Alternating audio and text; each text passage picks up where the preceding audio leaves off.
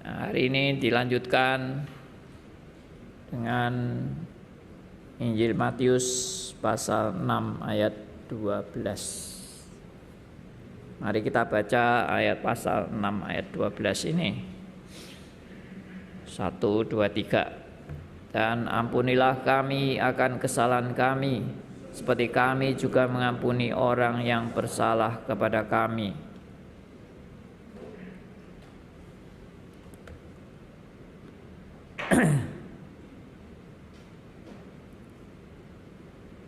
Oke.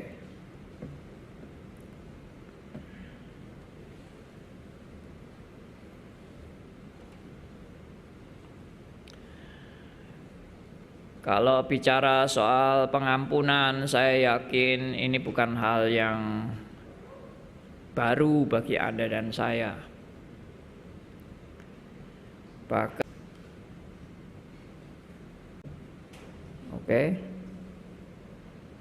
apa dasar utama dari pengampunan kita?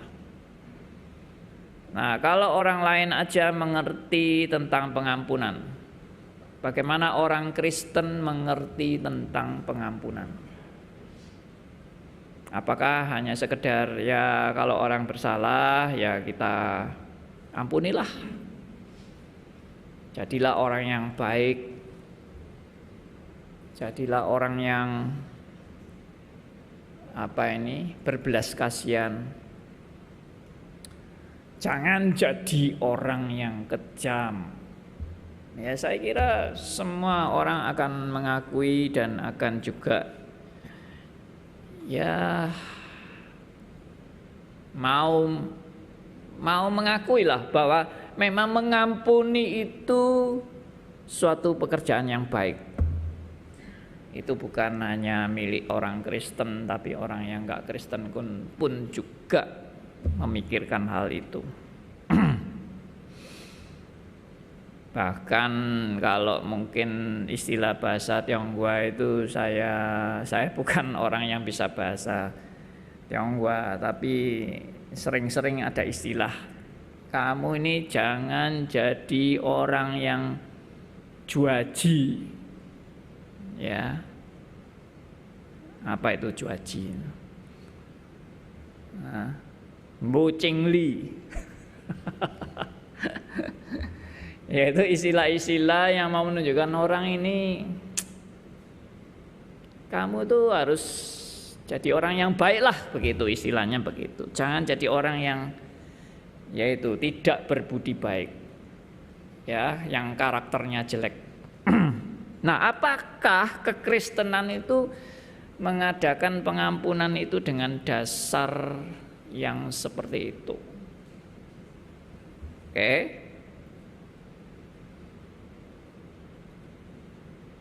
Oh.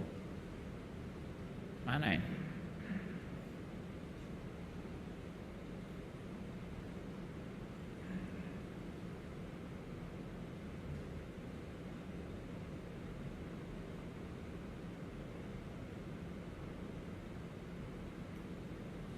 Oke.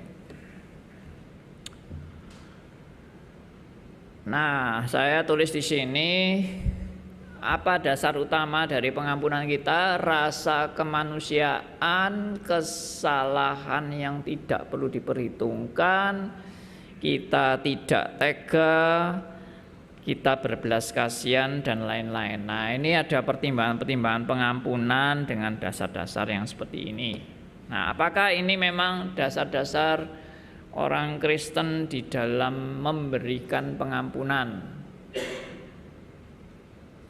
Nah, semua dasar yang tersebut tadi itu adalah bisa disebut dengan dasar humanisme atau kemanusiaan. Makanya tadi saya bilang semua orang itu punya rasa kemanusiaan. Bukan hanya orang Kristen saja yang punya rasa kemanusiaan.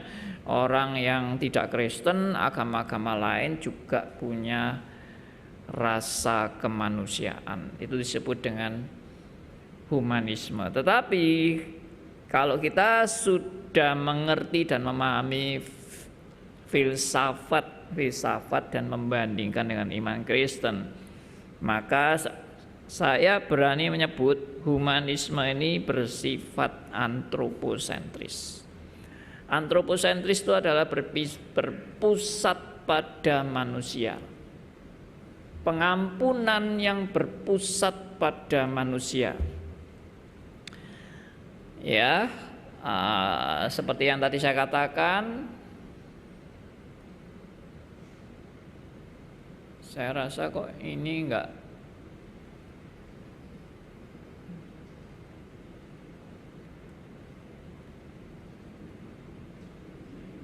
Oke. Nah, kalau kita perhatikan, banyak orang yang ini kurang kata L ya, kurang huruf L. Banyak orang yang di luar Kristen yang lebih baik dari orang Kristen sendiri. Jadi saya kasih tanda petik lebih baiknya itu, ternyata orang Kristen masih ada yang pelit, tapi orang yang bukan Kristen ada yang lebih royal di dalam mengeluarkan duitnya untuk hal sosial. Humanisme.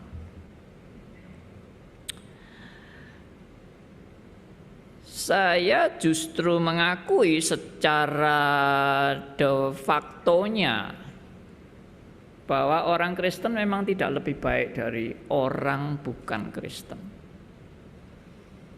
Secara de facto-nya. Dan secara de jure-nya, saudara dan saya sebetulnya bukan diselamatkan karena saudara dan saya lebih baik dari orang lain. Jadi sebetulnya tidak ada kebanggaan apapun di dalam menjadi orang Kristen, bahwa saya ini memang lebih baik dari orang lain. Itu suatu konsep yang salah. Jadi kalau saudara ini memang mau bertanding tentang kebaikan dengan orang yang bukan Kristen, itu bukan pertandingan yang dikehendaki oleh Allah. Karena kebaikan model seperti itu, seperti yang tadi saya katakan, itu adalah kebaikan antroposentris yang berpusat pada kemampuan manusia dan kehebatan manusia dan kebanggaan manusia. Saudara mau bangga apa dari diri Anda yang sebetulnya secara de facto-nya saudara dan saya ini orang bobrok yang enggak layak sama sekali di hadapan Allah? Apa yang Anda mau banggakan dari diri Anda sendiri? Jadi saya kalau ngomong kayak gini pun saya menyadari diri saya sendiri tidak lebih baik dari orang lain. Meskipun saya pendeta, saya juga tidak pernah menganggap diri saya lebih hebat dari orang lain, lebih baik dari orang lain. Saya dipilih Tuhan bukan karena saya lebih baik. Itu prinsip dasarnya kan. Baik. Nah, ini yang saya mau share untuk Anda. Kebenaran yang benar adalah ya ini. Dasar utama dari suatu pengampunan bagi orang percaya adalah karena Allah telah mengampuni segala dosa-dosa kita. Ini dasarnya. Dasarnya bukan Anda baik, bukan Anda lebih hebat dari orang bukan Kristen, tetapi dasarnya adalah karena Allah yang telah mengampuni dosa-dosa kita. Nah, ini tidak ada di dalam konsep-konsep orang yang bukan Kristen dengan konsep pengampunan yang benar tentunya. Ya, karena di dalam pengajaran-pengajaran mungkin yang di luar Kristen juga percaya bahwa Allah itu juga mengampuni, tapi konsep pengampunannya itu yang berbeda. Oke. Berikut. Nah, jadi kalau tadi dasar dari pengampunan kita itu karena Allah sudah mengampuni dosa kita. Nah, sekarang dasar dari pengampunan Allah bagi orang percaya itu saudara dan saya adalah bagaimana Allah itu mengampuni saudara dan saya, yaitu Allah tidak lagi memperhitungkan dosa-dosa kita. Nah, ini pengampunan seperti ini itu mau menunjukkan bahwa volumenya tolong dipelankan dikit saja, soalnya membengung terus. Dari tadi saya dengar kok bengung terus. Jadi dasar daripada bagaimana Allah itu mengampuni itu Allah tidak memperhitungkan dosa-dosa kita lagi. Jadi memang ini salah satu ciri khas pengampunan yang datang dari Allah, yaitu Allah tidak memperhitungkan dosa saudara dan saya. Nah, tetapi ada alasannya ya, kenapa Allah tidak memperhitungkan dosa kita. Bukan berarti lalu semuanya dihapus dan semuanya selesai dan habis begitu aja. Itu tidak. Ya. Jadi apa dasar daripada Allah tidak memperhitungkan dosa kita? Bukan berarti dosa lenyap begitu saja. Nah, ini dasarnya, yaitu karena segala hutang dosa-dosa kita telah dibayar lunas oleh darah Kristus di kayu salib. Nah, jadi saudara diampuni kenapa? Bukan sekedar diampuni lalu tidak diperhitungkan akan dosa-dosa Anda, tetapi karena ada yang sudah membayar lunas hutang Anda. Jadi sebetulnya pengampunan itu tidak akan mungkin bisa terjadi tanpa ada yang membayar lunas hutang itu. Nah, kita sudah banyak belajar bahwa hutang kita itu tidak mungkin bisa dibayar oleh yang lain kecuali Kristus. Kita sendiri nggak bisa bayar hutang dosa kita. Kita nggak mampu bayar hutang dosa kita. Kita seharusnya bayar hutang dosa kita, tapi itu sebetulnya bayarnya dengan mengalami apa yang harus kita bayar, yaitu mengalami maut. Maut adalah keterpisahan dengan Allah dan kebinasaan dalam kekekalan. Nah, siapakah yang bisa membayar hutang ini? Tidak ada yang lain kecuali Kristus. Makanya saya juga sudah pernah menguraikan bagaimana Kristus membayar hutang saudara dan saya di kayu salib dan sampai berteriak Eli Eli lama sabatani, dan ini akan kita peringatkan minggu depan. Nah, saudara-saudara,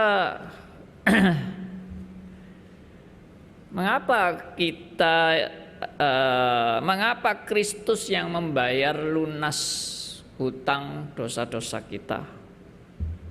Yang pertama, ya, karena kita tidak mampu membayar. Makanya Kristus yang bayar. Kalau saudara dan saya mampu bayar, Kristus tidak usah bayar. Kita aja yang bayar. Nah, karena kita tidak mampu. Kenapa kita tidak mampu? Karena memang kita tidak punya daya untuk bisa membayar.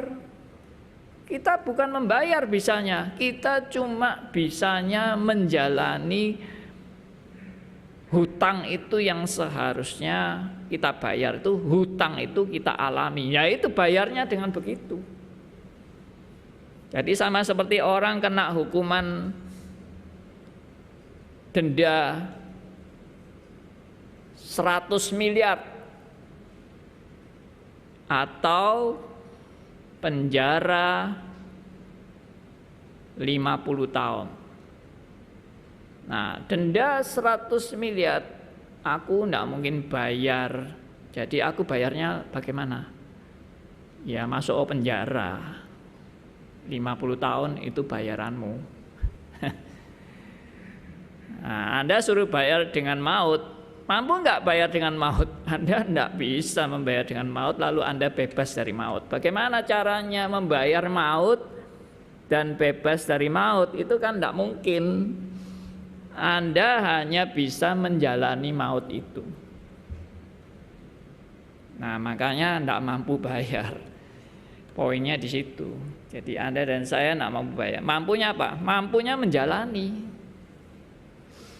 Nah, berarti tidak mungkin bebas kan? Saudara dan saya kan tidak mungkin dibebaskan kan? Karena memang nggak mampu bayar kan? Nah, Kristus bayar buat Anda dan saya. Oke, yang kedua. Yang kedua adalah karena pertimbangan Allah mau mengampuni Anda dan saya adalah pertimbangan kasih Allah. Makanya kalau Yohanes 3:16 selalu didahului dengan karena begitu besar kasih Allah akan dunia ini, sehingga Ia mengaruniakan anaknya yang tunggal, supaya barang siapa yang percaya kepadanya tidak binasa, melainkan beroleh hidup yang kekal. Nah, karena begitu besar kasih Allah. Ini adalah suatu dasar yang paling mendasar daripada tindakan Allah bagi saudara dan saya. Karena apa? Kasih. Ya, di 1 Yohanes 4 ayat 9-10 juga dikatakan inilah kasih itu, bukan kita yang mengasihi Allah, tapi Allah yang mengasihi kita. Dan Allah yang mengasihi kita adalah Allah yang mengaruniakan anaknya yang tunggal bagi saudara dan saya. Allah yang mengasihi adalah Allah yang menyelamatkan Anda dengan cara mengorbankan anaknya yang tunggal. Tidak ada cara lain daripada bukti kasih Allah bagi saudara dan saya kecuali menyerahkan anaknya yang tunggal. Itu sudah bukti yang lebih cukup dari semua bukti. Bukti yang satu-satunya yang mau menunjukkan tentang kasih Allah yang sejati bagi saudara dan saya. Dan bagi orang Kristen bukti ini sudah, yaitu tadi, inilah kasih itu. Bukan kita yang mengasihi Allah, tapi Allah yang mengasihi kita. Oke, supaya jelas mari kita buka 1 Yohanes 4 ayat 9-10. Ayat ini sudah sangat terkenal, tapi seringkali juga dilupakan oleh banyak orang yang mengalami musibah.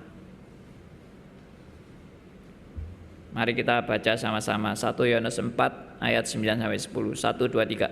Dalam hal inilah kasih Allah dinyatakan di tengah-tengah kita, yaitu bahwa Allah telah mengutus anaknya yang tunggal ke dalam dunia, supaya kita hidup olehnya. Inilah kasih itu, bukan kita yang telah mengasihi Allah, tetapi Allah yang telah mengasihi kita dan yang telah mengutus anaknya sebagai pendamaian bagi dosa-dosa kita. 2 kali definisi kasih dinyatakan dalam ayat 9 dan 10. Dalam hal inilah kasih Allah dinyatakan di tengah-tengah kita, yaitu apa? Yaitu bahwa Allah telah mengutus anaknya yang tunggal ke dalam dunia supaya kita hidup olehnya. Inilah kasih itu, bukan kita yang telah mengasihi Allah, tapi Allah yang telah mengasihi kita. Mengasihi kita dengan apa? Dan yang telah mengutus anaknya sebagai pendamaian bagi dosa-dosa kita.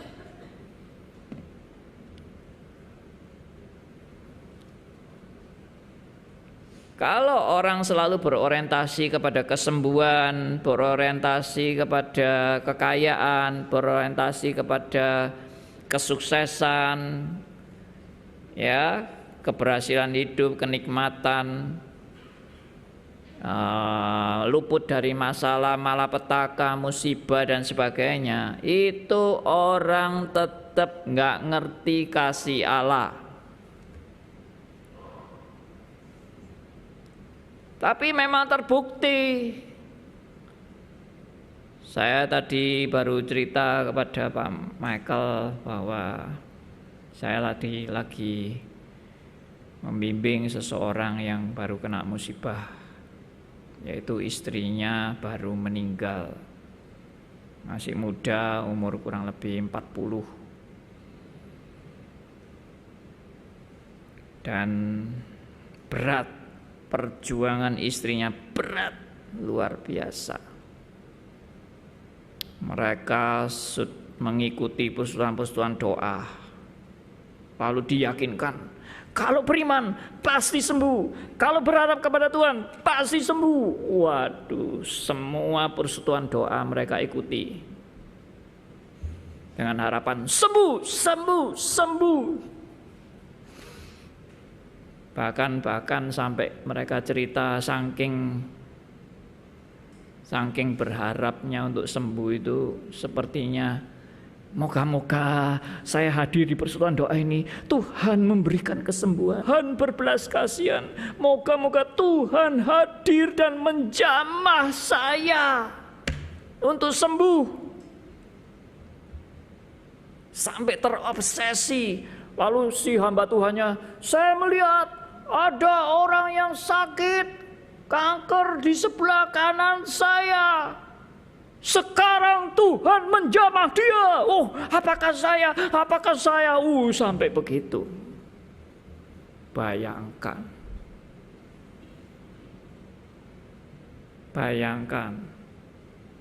Pengkhotbah ini tidak justru mengarahkan orang kepada kebenaran yang hakiki, tapi memberi pengharapan yang menyesatkan.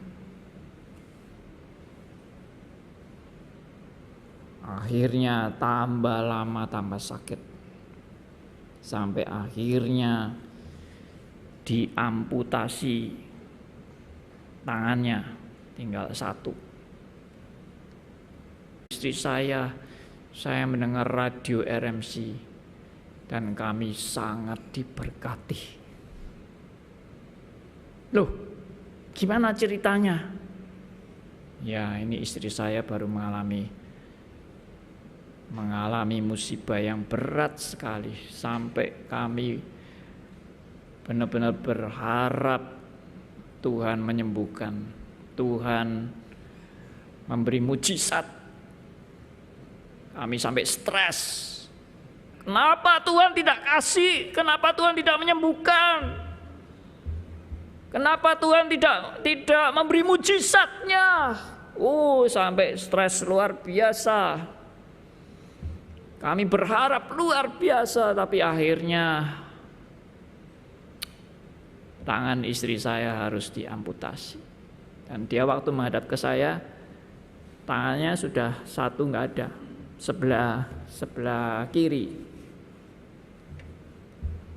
ditutup dengan selendang di supermarket tuh, sehingga tidak kelihatan kalau tangannya nggak ada. Tapi mereka bilang begini, saya mendengar khotbahnya Pak Andi di radio RMC, saya sangat dikuatkan.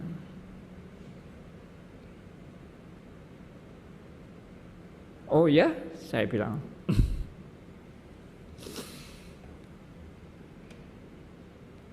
Lalu cerita bahwa tadinya yang berharap-berharap sekarang belajar menerima apa yang Tuhan mau. Pertemuan singkat itu dengan saya sangat mengesankan. Dan yang melihat itu hanya kami bercakap-cakap itu tidak lama, karena kita sedang di loket mau bayar belanjaan kita. Dia di belakang saya. Dia bilang kami ragu-ragu mau menyapa Pak Andi karena pakai masker. Lalu kami, ini Pak Andi atau bukan ya? Ini Pak Andi atau bukan ya? Lalu akhirnya saya pada waktu itu bicara sama istri saya, sesuatu saya lupa bicara apa, tapi dia dengar suara saya. Oh, suaranya Pak Andi ini.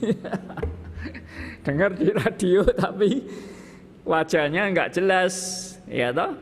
Ini pasti Pak Andi. Lalu istrinya bilang, sapaan ya, ayo disapa. Ini pasti Pak Andi, saya kepengen ngomong sama dia. Nah, gitu. Akhirnya ngomong, yaitu ngomongnya tadi. Tapi setelah pertemuan singkat itu, saya sudah goodbye sama dia. Kita tidak pernah ketemu lagi. Lalu singkat cerita, ketemunya itu dia sudah meninggal.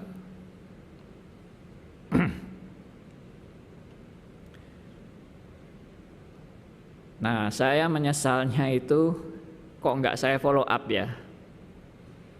Pertemuan itu tidak saya follow up, saya cuma ketemu gitu aja, say goodbye. Dan itu pertemuan saya dan ya, yang pertama dan yang terakhir dengan dia.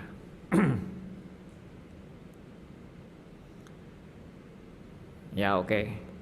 Lalu saya singkat cerita saya melanjutkan untuk bertemu dengan suaminya dan saya kuatkan dia. Dan saya membina seperti ini. Kasih Allah itu sudah terbukti.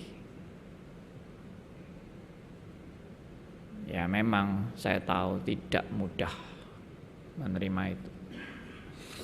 Yang ngomong gampang, yang mengalami jelas mengalami penderitaan yang besar. Tapi kita tetap harus berpegang pada kebenaran. Apapun yang terjadi, saya percaya bahwa kasih Allah sudah melampaui segala-galanya. Saya bilang sama dia, kamu harus tetap pegang teguh. Allah kita adalah Bapa kita di surga. Dan Bapa kita di surga tidak mungkin menginginkan anaknya celaka.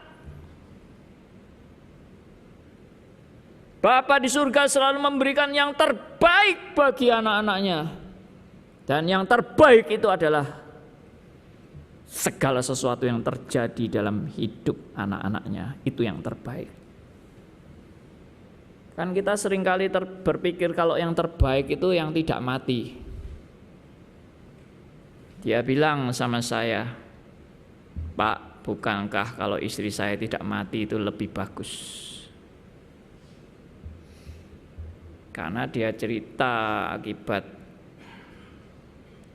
istrinya itu meninggal, sekarang saudara-saudaranya tidak percaya kepada Tuhan lagi. Mamanya juga tidak percaya. Katanya, mana kuasa Allah, mana kesembuhannya. Ya, saya bilang lagi, kamu harus tetap percaya bahwa istrimu meninggal itu yang terbaik. Kenapa? Karena membuat kamu makin mengerti rencana Tuhan yang terbaik buat kamu. Salah satunya adalah kamu sekarang mengerti kasih Allah itu tidak berarti istrimu mengalami kesembuhan. Kasih Allah tidak berarti istrimu tidak jadi mati. Kasih Allah adalah Dia telah menganugerahkan anaknya yang tunggal buat saudara dan saya. Oke. Kesadaran akan pengampunan ini adalah hal yang paling besar dan paling pokok dalam kehidupan orang percaya, dan sekarang saudara dan saya diuji untuk benar-benar bisa menerima inilah kasih Allah itu, yaitu bahwa Dia telah mengutus anak yang tunggal. menjadi pendamaian bagi dosa-dosa kita. Inilah suatu harga yang termahal, lebih mahal daripada segala kesembuhan, lebih mahal daripada segala kekayaan, kesuksesan, lebih mahal daripada saudara mengalami untuk tidak jadi mati. Orang selalu pikir kalau tidak jadi mati itu anugerah yang terbesar untuk tidak jadi mati. Ini konsepnya salah semua. Firman Tuhan mengatakan, bagiku hidup adalah Kristus, mati adalah keuntungan. Siapa bilang kalau tidak jadi mati itu keuntungan yang terbesar? Alkitab justru bilang kematian adalah keuntungan. Heran ya, menjadi orang Kristen ini konsep-konsep kita ini masih konsep duniawi. Kalau tidak mati itu baru keuntungan. Kalau sembuh itu baru namanya anugerah Allah. Kalau kita hidup sukses itu baru namanya kasih Tuhan. Kalau disembuhkan diluputkan dari segala malapetaka, musibah, baru itu namanya anugerah Tuhan. Kalau seperti itu definisinya, kita ini sama orang nggak Kristen ya sama aja. Orang nggak Kristen juga punya definisi yang seperti itu. Definisi kasih Allah cuma satu, yaitu Allah mengutus anaknya yang tunggal. Oke, jadi sudah tidak usah buat definisi-definisi lain. Lanjut, dikatakan juga di sini, karena hanya Kristus yang mampu membayar segala hutang dosa kita dengan maut, tidak ada yang mampu bayar. Berikutnya.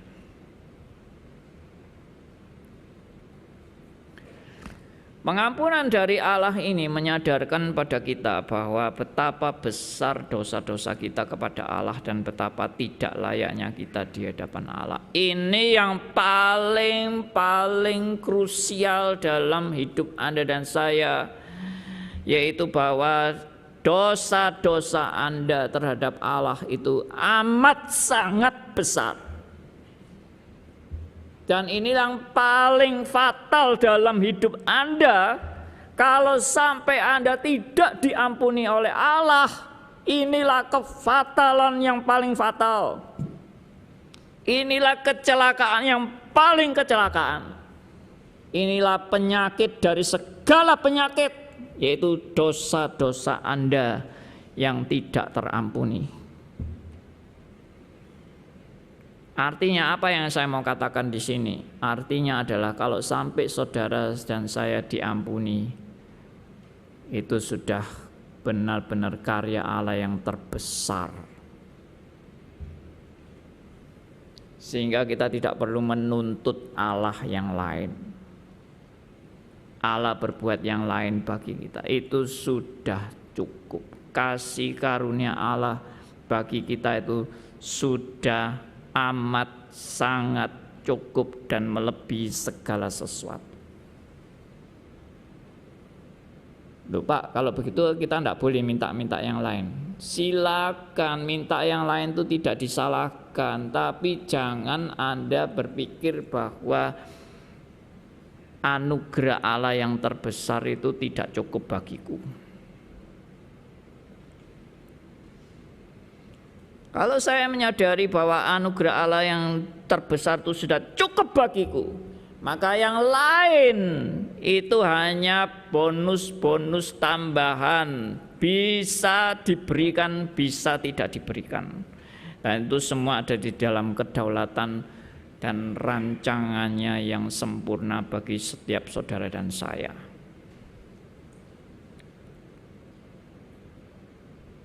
Sebenarnya kalau mau menyadari bahwa hidup kita ini di dunia hanya hidup sementara, kita itu tidak perlu terlalu merasa misalnya, aduh kok aku harus mati ya. Ya memang sadarlah hidup kita ini memang cuma sementara di dunia ini dan semua orang akan mati.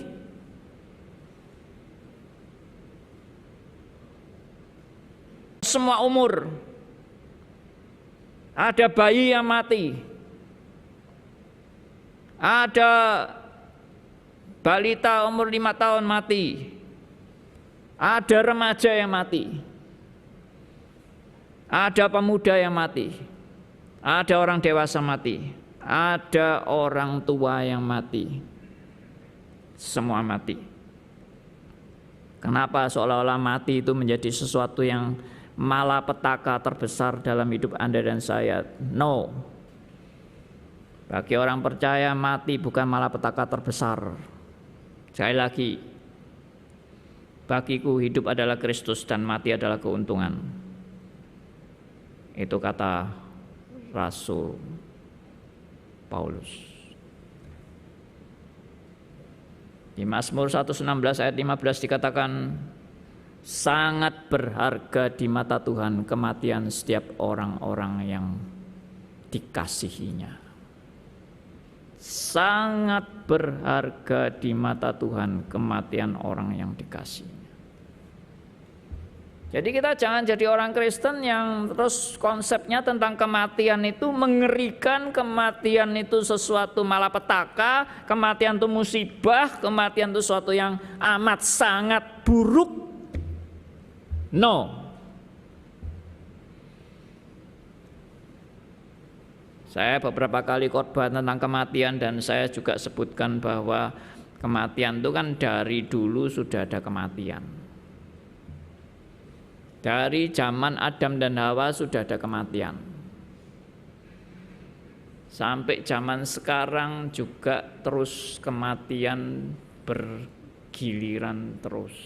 Jadi sebetulnya kematian itu bukan hal yang baru dan bukan hal yang aneh. Kalau orang Kristen takut mati dan kematian itu menjadi sesuatu yang paling mengerikan bagi dia, herannya ada orang ateis yang nggak takut mati. Loh, heran kan? Orang ateis saja nggak takut mati padahal dia nggak tahu mati kemana. Tapi bagi dia mati itu habis. Lalu kalau ditanya, kamu nggak takut mati? Enggak. Kenapa? Ya, memang sekarang kan belum mati katanya. Nanti kalau mati bagaimana? Ya mati ya sudah. Cuma berpikir sederhana seperti itu. Tapi itu ya bukan kebenaran. Ya. Tapi kalau orang bukan Kristen aja bisa menghandle kematian dengan begitu sederhana dan tidak takut, bagaimana dengan orang yang sudah dijamin hidupnya? Nggak apa-apa. Artinya nggak apa-apa itu. Kematian itu adalah suatu dunia yang memang kita harus jalani. Saya pernah mengkhotbahkan demikian. Nggak tahu saudara pernah dengar nggak? Kematian itu adalah gerbang di mana saya melalui gerbang ini mendapat penggenapan keselamatan yang seutuhnya dan sesempurnanya. Gerbangnya untuk mendapatkan keselamatan seutuhnya dan sesempurnanya itu adalah kematian. Jadi kalau saudara tidak mau mengalami kematian, saudara tidak pernah akan mengalami keselamatan yang seutuhnya dan yang sesempurnanya. Ya malah rugi kalau nggak mau mati. Tapi saya tidak ngajari saudara bunuh diri loh ya. Ya sudah Pak, aku tak bunuh diri supaya keselamatanku seutuhnya dan sesempurnanya cepet-cepet mati aja. Enggak. Kita tidak mengajarkan demikian. Kita mengajarkan kalau harus hidup, hidup bagi Kristus. Kalau harus mati, keuntungan. Maka antara hidup dan mati itu dua-dua adalah anugerah Tuhan. Hidup adalah anugerah, mati adalah anugerah. Berikut.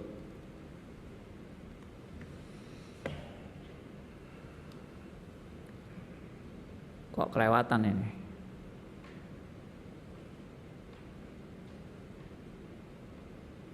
Ya. Pengampunan dari Allah ini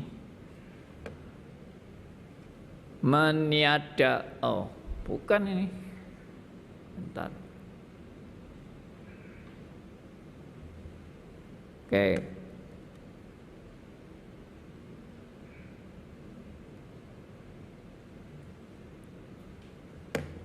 Mana ya? Ya. Pengampunan dari Allah ini menyadarkan pada kita bahwa betapa besar dosa-dosa kita kepada Allah dan betapa tidak layaknya kita di hadapan Allah. Kenapa saya menekankan ini? Karena orang yang mendapat pengampunan dari Allah itu adalah orang yang istilahnya mendapat benar-benar berkat yang terbesar. Berkat yang jatuh dari langit, yang terbesar, paling besar dari semua berkat adalah saudara dan saya diampuni oleh karya Kristus. Makanya besarnya kasih Allah dinyatakan dengan mengutus anaknya yang tunggal. Kalau itu dikatakan besar, maka kalau sebagai orang percaya kamu mempunyai kamu mengenal kebenaran seperti ini, mungkinkah saudara dan saya itu tidak mau mengampuni dosa orang lain? Itu yang tadi saya bilang, ini menjadi dasar.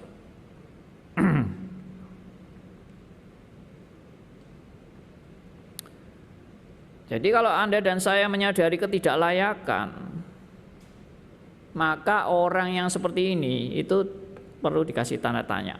Orang Kristen yang berkeras hati tidak mau mengampuni orang yang bersalah kepada dia adalah orang Kristen yang tidak menyadari betapa besar kasih Allah bagi dia dan betapa besar dosa dan ketidaklayakan dirinya di hadapan Allah. Sehingga dia berkeras hati tidak mau mengampuni orang yang bersalah kepada dia. Dia sendiri nggak sadar bahwa kasih Allah itu begitu besar bagi dia di dalam dia mendapat pengampunan yang datang dari Allah. Dia tidak menyadari itu. Makanya dia punya sikap keras dan tidak mau mengampuni orang yang bersalah kepada dia.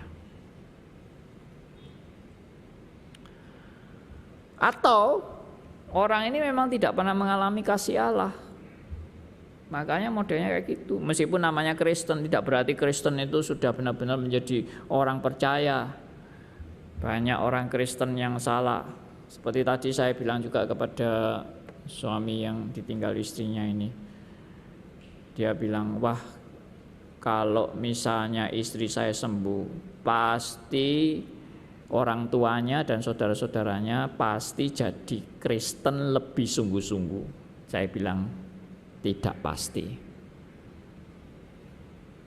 Kenapa? Karena kalau mungkin istrimu sembuh, mereka akan yakin, kalau beriman kepada Tuhan pasti sembuh. Mereka akan percaya kepada Yesus yang sebagai penyembuh ajaib. Mereka tidak dijamin pasti percaya yang benar, karena mereka bisa percaya kepada Yesus itu bukan sebagai Tuhan, tapi sebagai berhala. Karena Tuhan bisa saya minta apa yang saya mau, dan Tuhan mau menuruti keinginan saya. Itu namanya menyembah Yesus sebagai berhala.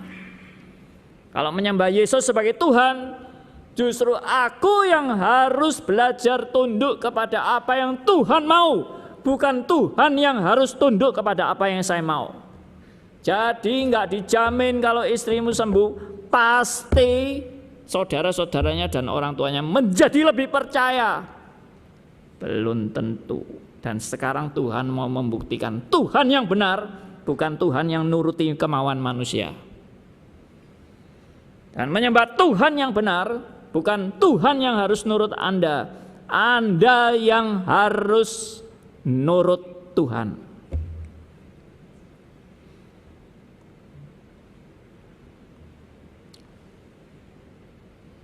Puji Tuhan. Banyak orang yang tidak mengerti bagaimana menyembah Tuhan, tapi menyembah Tuhannya sebagai berhala, bukan sebagai Tuhan.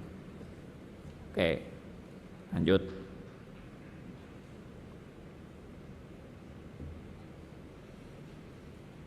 Pengampunan dari Allah meniadakan hukuman Allah secara kekal yang seharusnya kita terima, namun tetap keadilan, didikan, dan ajaran Tuhan dinyatakan pada setiap anak-anaknya karena kasih dan keadilannya dan demi kebaikan dan pertumbuhan anak-anak Tuhan. Roma 8 ayat 1. Artinya bahwa saudara kalau sudah mendapat pengampunan, itu segala hukuman yang harus Anda terima di dalam kekekalan itu sudah dihapus semuanya. Ini pertanyaan ada kemarin yang tanya seperti ini, dan saya sudah jawab. Namun tidak berarti bahwa kalau saudara dan saya tidak menerima hukuman itu di dalam kekekalan, tidak berarti tidak ada satu konsekuensi daripada segala hal yang kita lakukan di dunia ini. Masih ada yang namanya tanda petik tanggung jawab manusia. Nah, di dalam Allah mengampuni saudara dan saya, Allah tetap menyatakan kasih-Nya kepada Anda dan saya melalui didikannya, melalui hajarannya, melalui menyatakan keadilan kepada anak-anaknya, sehingga anak-anaknya juga boleh mengalami pertumbuhan melalui didikan itu. Saya yakin kalau orang Kristen diampuni begitu aja lalu tidak ada satu konsekuensi dan tidak ada didikan dan ajaran, dia tidak pernah belajar dari kesalahan-kesalahan yang dia lakukan. Dia tidak pernah belajar daripada dosa-dosa yang dia lakukan, dan itu Tuhan memberi pelajaran, didikan. Makanya yang namanya orang-orang yang diampuni oleh Tuhan itu tetap dididik dan diajar oleh Tuhan. Daud memang berbuat dosa dan berzina dan diampuni oleh Tuhan, tetapi Daud juga menerima didikan dan ajaran Tuhan akibat dia sudah melakukan seperti itu. Tapi didikan ajaran Tuhan itu tetap demi kebaikan Daud, supaya Daud juga mengalami pertumbuhan. Daud juga mengenal siapa Allah yang memimpin hidupnya. Jadi tidak diampuni begitu saja langsung selesai. Tidak. Dan Daud akhirnya menyadari apa arti pengampunan yang daripada Tuhan. Pengampunan yang daripada Tuhan bukan sekedar ya sudah aku lupakan, selesai. Tidak.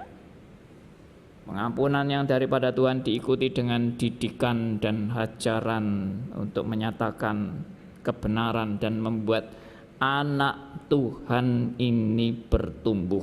Ingat, didikan dan ajaran Tuhan bukan supaya gua siksa lu, gua habisi lu, biar kapok lu, biar mati lu. Bukan gitu. Itu bukan didikan ajaran. Saya yakin saudara, ada ndak orang tua yang mendidik dan mengajar anaknya sampai dibuat tersiksa sampai mati? Ya nggak ada. Itu pasti orang tua sakit jiwa. Tapi tetap harus dididik dan diajar supaya dia juga bertumbuh. Oke?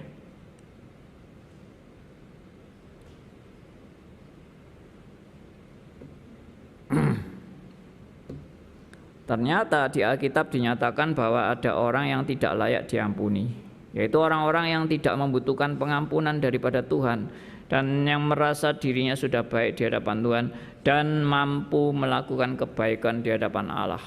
Nah, kalau kita teliti di dalam Alkitab itu ada memang golongan-golongan orang yang tergolong tidak diampuni Tuhan. Dan ternyata kalau kita teliti orang-orang yang tidak diampuni Tuhan itu adalah orang-orang yang memang tidak membutuhkan pengampunan daripada Tuhan. Dari beberapa ayat yang kalau kita mau teliti dan baca, saya tidak menyebutkan ayatnya. Ya. Tuhan bilang kamu ini merasa dirimu tidak berdosa. Dan karena kamu merasa dirimu tidak berdosa, maka tetaplah dosamu. Artinya memang dia tidak membutuhkan pengampunan. Dan dia memang tidak pernah menyadari akan dosa-dosanya. Nah, sebenarnya gambaran hidup seperti ini adalah gambaran kita semua, saudara dan saya.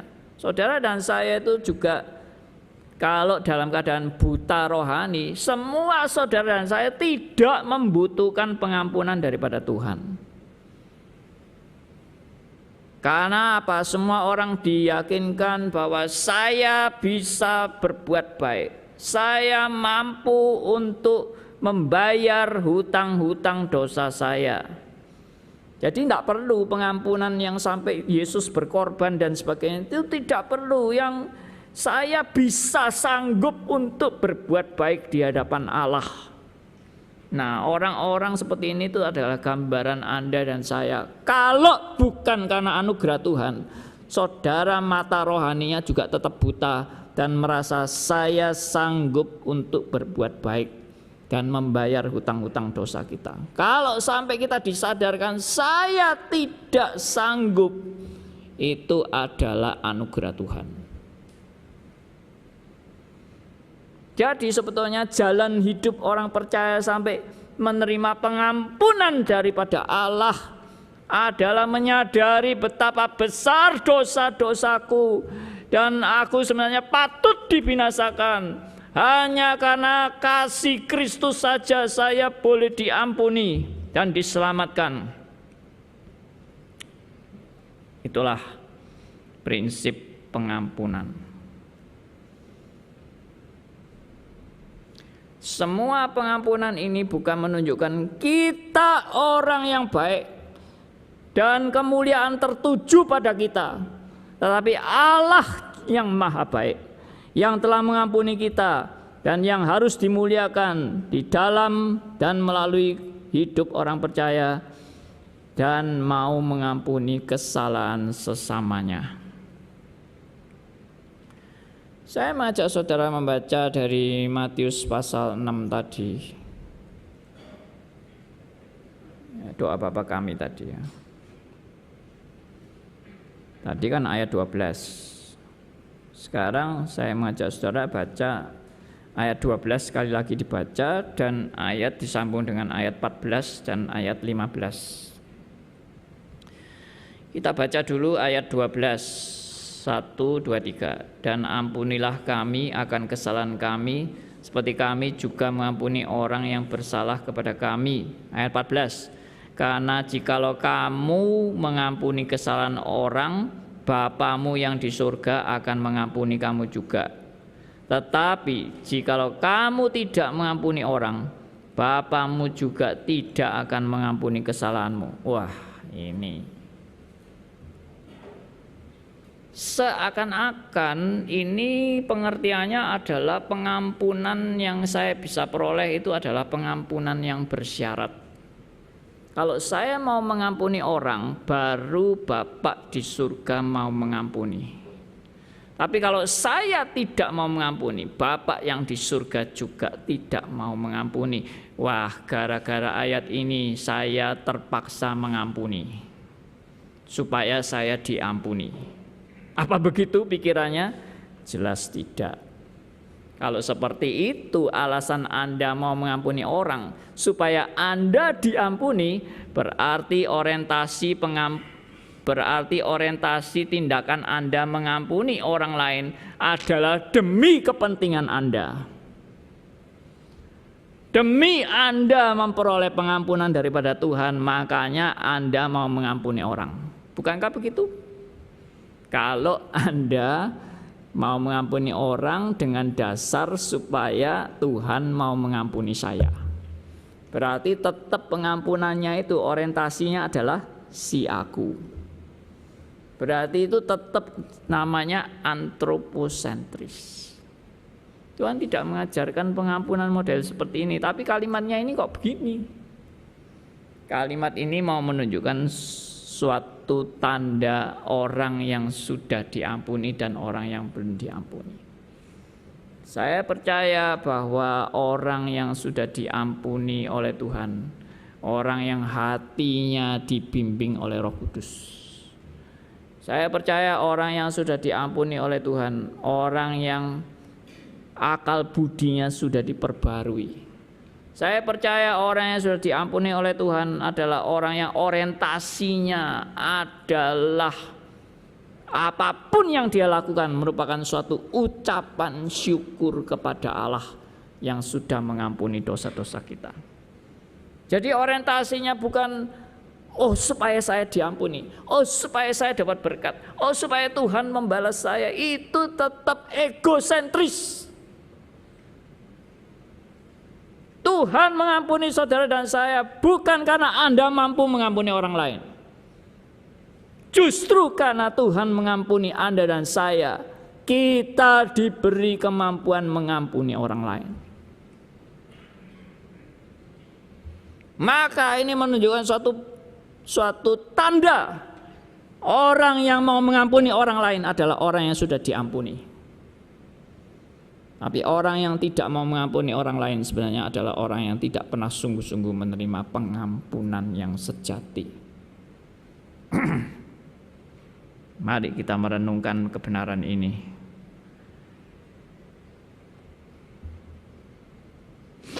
Saya berpikir praktis seperti ini.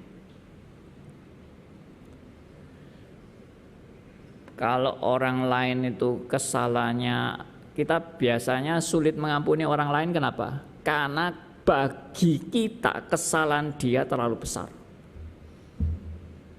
Itu baru kita sulit mengampuni. Tapi kalau kesalahannya kecil-kecil yang bagi kita ukurannya sepele dan tidak masalah, gampang ngampuni orang.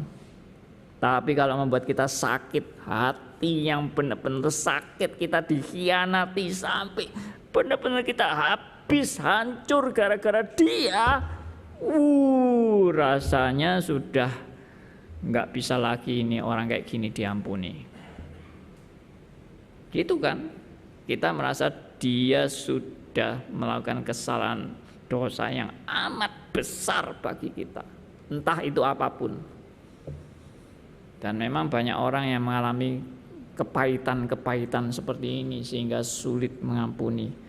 Tapi kalau kita ingat bagaimana saudara dan saya diampuni Tuhan karena ketidaklayakan kita dan karena begitu besar dosa-dosa kita, yang seharusnya saudara dan saya juga mengalami kebinasaan karena dosa-dosa ini, Tuhan mau menyelamatkan saudara dan saya. Berarti tidak ada alasan lain kita tidak mau mengampuni dosa orang lain yang sebesar apapun. Karena saya pun tidak diperhitungkan oleh Tuhan dosa-dosa saya. Maka ini yang membuat saya belajar, Tuhan, kalau Engkau sudah mau mengampuni dosa dan kesalahanku, kenapa aku tidak mau mengampuni orang lain? Mari kita belajar seperti ini. Dan kita mengucapkan doa ini. Ampunilah kami akan kesalahan kami, seperti kami juga mengampuni orang yang bersalah kepada kami. Akhirnya dari semua yang kita lakukan ini adalah kemuliaan bagi Tuhan, bukan bagi kita. Orang ini baik ya, sampai mau mengampuni ya, wah hebat loh dia. Enggak. Aku mau mengampuni bukan karena aku baik, aku mau mengampuni karena Allah yang sudah berkarya dalam hidupku. Tidak untuk puji-pujian bagiku, karena bukan aku yang mampu melakukan itu. Aku bisa melakukan itu hanya karena kasih karunia daripada Allah. Bukan aku yang baik, Allah yang baik. Bukan aku yang patut dipuji-puji dan dimuliakan, Allah yang patut dipuji dan dimuliakan. Karena pengampunannya itu adalah pengampunan yang berasal dari Dia, bukan dari saya. Amin.